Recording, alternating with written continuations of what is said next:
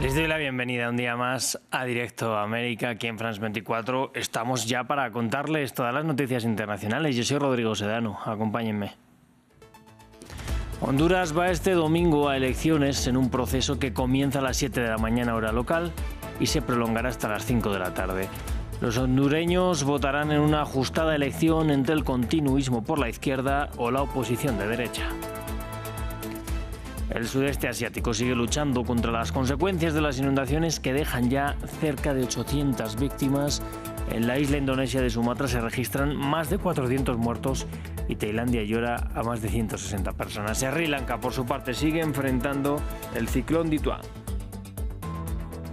Y en Hong Kong, el paso de los días se traduce en un aumento paulatino del número de muertos en el incendio de varios edificios de viviendas. Se cuentan ya al menos 146 víctimas mortales, mientras en la zona se reiteran los homenajes. Comenzamos.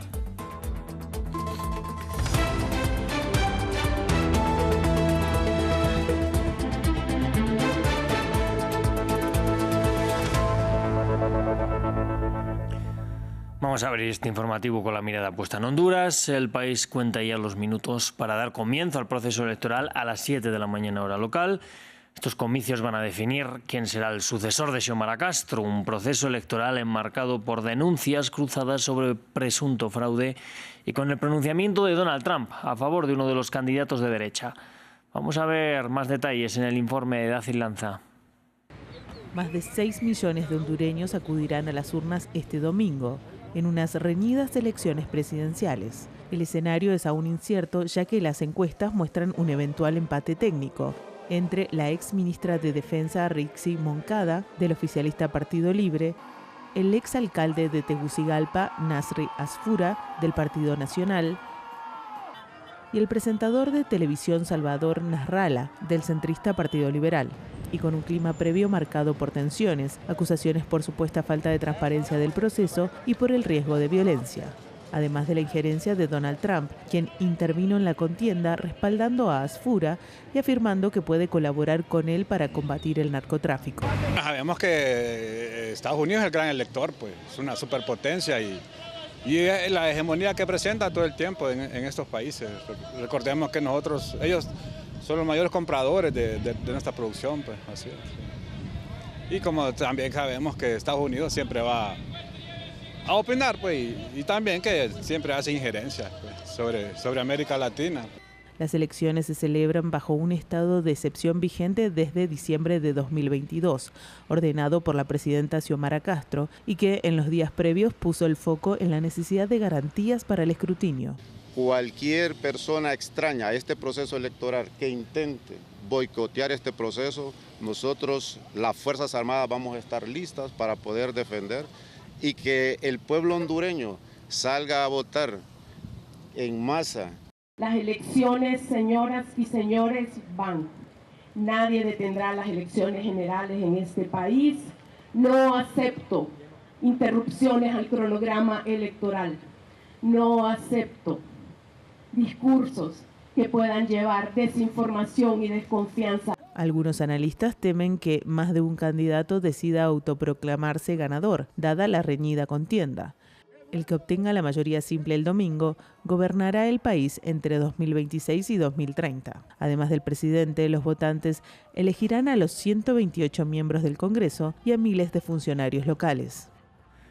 Seguimos en el sur del continente americano. Este sábado, decenas de migrantes continúan varados en la frontera entre Chile y Perú. Muchos buscaban salir de Chile por temor a ser deportados si el candidato presidencial de extrema derecha, José Antonio Kast, gana la segunda vuelta electoral. En consecuencia, Perú se blindó y decretó un estado de emergencia en la frontera ante un eventual flujo masivo migratorio. Nos lo cuenta Hugo Caro Jiménez.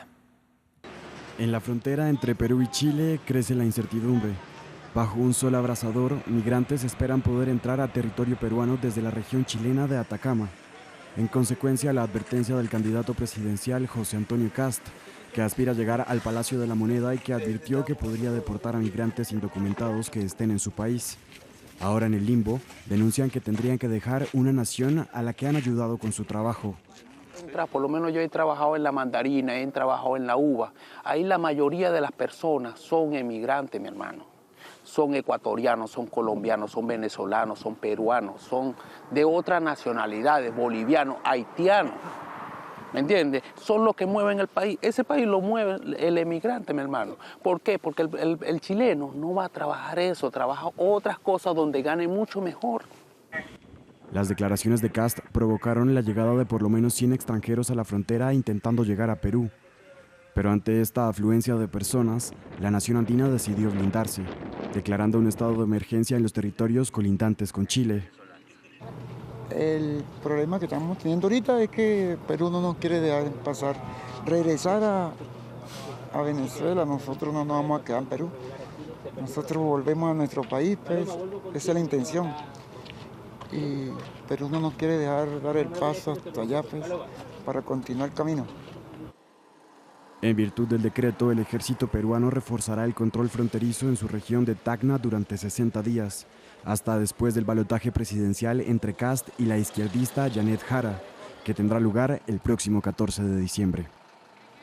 Y en el sudeste asiático, el balance de víctimas por las inundaciones ya ronda los 800. El país más afectado es sin duda Indonesia y más en concreto la isla de Sumatra. Allí se registran más de 400 muertos. Mientras tanto, Sri Lanka sigue enfrentando el ciclón Ditua, mientras Tailandia sigue contando al alza el número de víctimas, que supera ya las 160. Nos lo cuenta William Gasó. En la localidad de Pidie Jaya, en la isla de Sumatra, las huellas de las inundaciones son visibles. Las calles están cubiertas de lodo, los vehículos quedan atascados y las viviendas están dañadas. Las lluvias de una intensidad excepcional cobraron cientos de vidas. Algunos habitantes volvieron para inspeccionar los daños y empezar las labores de limpieza. Muchos de ellos han perdido todo en la tragedia. El agua arrastró todo, lo vi con mis propios ojos. No sabíamos qué hacer, hemos abandonado todo, hemos huido con lo puesto como único equipaje. No tuvimos tiempo de llevarnos nada. Sri Lanka también sigue luchando contra las inundaciones. Tras una semana de lluvias torrenciales generadas por el ciclón Ditua, el balance de víctimas se cuenta en decenas y el número sigue aumentando. En Colombo, la capital, los equipos de rescate están desbordados y el gobierno pidió la ayuda de la comunidad internacional. El nivel de agua sigue creciendo en ciertas zonas, advirtieron las autoridades. El nivel de las inundaciones está aumentando en algunas zonas y pido a algunos habitantes que estén atentos y evacúen sus hogares. No intenten quedarse en sus casas ya que el nivel de agua está subiendo. El temporal también deja un alto balance en Tailandia. El ministro tailandés de Salud habló de más de 150 muertos y de 4 millones de damnificados. Vamos a seguir en Asia, y es que miles de filipinos salieron a las calles de la capital, Manila, para protestar por un nuevo escándalo de corrupción que salpica al gobierno. Altos cargos del Ejecutivo y contratistas estarían involucrados en supuestas irregularidades en la construcción de infraestructura para el control de las inundaciones. 7 personas fueron detenidas ya por la policía el pasado día 24 de este mes. Y en Hong Kong sigue también en aumento el conteo de fallecidos en el incendio de un complejo de viviendas. Conforme pasan los días, numerosos de los desaparecidos pasan a engordar la lista de víctimas mortales, que ya suma 146, mientras la ciudad sigue conmocionada por el suceso. Este domingo se ha podido ver a parte de la comunidad indonesia rezando en recuerdo a las víctimas, muchas de las cuales formaban parte de esa comunidad. Our estimated time for the whole search operation is 3 to 4 weeks. Nuestro tiempo estimado para la búsqueda y operaciones es de 3 a 4 semanas, pero ahora soy bastante optimista. Ayer finalizamos operaciones de búsqueda en 2 edificios y hoy también terminamos otros 2 y solo quedan por inspeccionar 3 edificios.